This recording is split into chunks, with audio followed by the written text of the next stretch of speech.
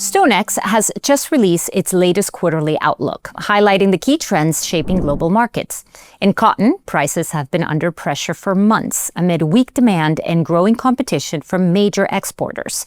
To break down what's driving the market and where it may be headed next, we're joined by StoneX's Brazil Market Intelligence Analyst, Raphael Bulascoschi. Raphael, good to see you again.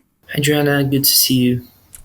So let's start with the big picture. What's been driving this prolonged weakness in international cotton prices? Yeah, that's right. Cotton prices have been under consistent downward pressure for quite some time now. And the main reason is that the global supplies remain comfortable, with ample stocks around the world keeping a lead on the prices. At the same time, we've seen a slowdown in the United States export activity, which limits price momentum in the New York Stock Exchange. As a result, the futures have been stuck in the narrow in the last few months. When prices move toward the upper end, the producers tend to sell, and when they approach the lower end, funds buy back short positions. This dynamic has created a kind of self-reinforcing flat trend, and a result of a very quiet market with weak fundamentals. I see. Okay, I want to focus on the U.S. cotton market, actually. How has the 25-26 season unfolded, and what does it mean for next year's crop? Yeah, starting with last year, the 24-25 was satisfactory but not exceptional. We, as United States, harvested 3.14 million tons, and this pushed the stock-to-use ratio to the third highest level in the past 15 years. Lower profitability has disencouraged farmers from planting cotton, leading to an estimated 17% reduction in planted area for this 25-26 season. Still, we saw a good development of the crop overall, despite some problems in the regions of the Delta, adding to supply pressure that's on the market since last year. Domestically, for the United States, the cotton consumption is at the lowest level since the 19th century, which means that the export remains the key outlet for the American cotton. For the next year, we could see an even smaller cotton acreage if this downward trend in the prices remains. Okay, well, speaking of exports, China's always been a major buyer of U.S. cotton. How has that demand changed and what's been behind it? Yeah, we've seen a sharp drop in Chinese purchases of United States cotton. This is mainly due to slower economic growth in China, which has weakened the activity of the country's spinning mills. And at the same time, China's domestic cotton production has increased significantly, reducing its dependence on imports.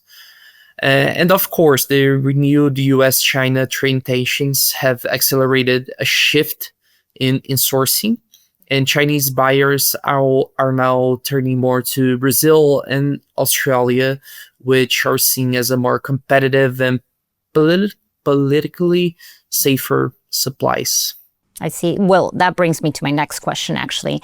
Brazil is now the world's leading cotton exporter. How is this shift affecting global trade dynamics and U.S. competitiveness? Yeah, Brazil has indeed become the top global cotton exporter after three consecutive record harvests, reaching nearly 4 million tons of cotton in 2025. This has created a large exportable surplus, with annual shipments now close to 3 million tons in this year. But what is important is the timing. Brazilian exports tend to peak just as the U.S. harvest begins, which intensify the competition on the global market. So even though the U.S. cotton remains high quality, Brazil growing presence, logistical efficiency, but also the trade tensions around the world are reshaping trade flows and putting pressure on U.S. exporters. Okay, so even with the bearish outlook, is there anything that could help turn the market around over the next few months? So yes, there are a few potential bright spots for the cotton market going ahead. First of all, we still see some uncertainty regarding U.S. yields for the 25-26 crop. That's the crop that's being harvested right now, especially if abandonment rates rise due to lower prices. That could tighten supply a little bit. Second, a potential shift in global monetary policy, particularly if the Federal Reserve cuts interest rates later this year. This could support economic activity and boost apparel consumption, which is key for cotton demand overall. And finally, any improvement in the United States-China trade relations would be very positive for the U.S. export outlook, and also other trade agreements between U.S. and other consumers, like Vietnam and Bangladesh that we saw making these trade agreements would be good for the New York prices. On top of that, the next Brazilian crop will also be closely watched. A smaller planted area could help bring global balance closer to equilibrium, giving some support to the market in the next year. I see. Well, Raphael, thank you so much for your time, and thank you to our viewers for watching. For deeper insights and analysis, scan the QR code or click the link in the description to download the full StoneX Quarterly Outlook, available now on the StoneX website.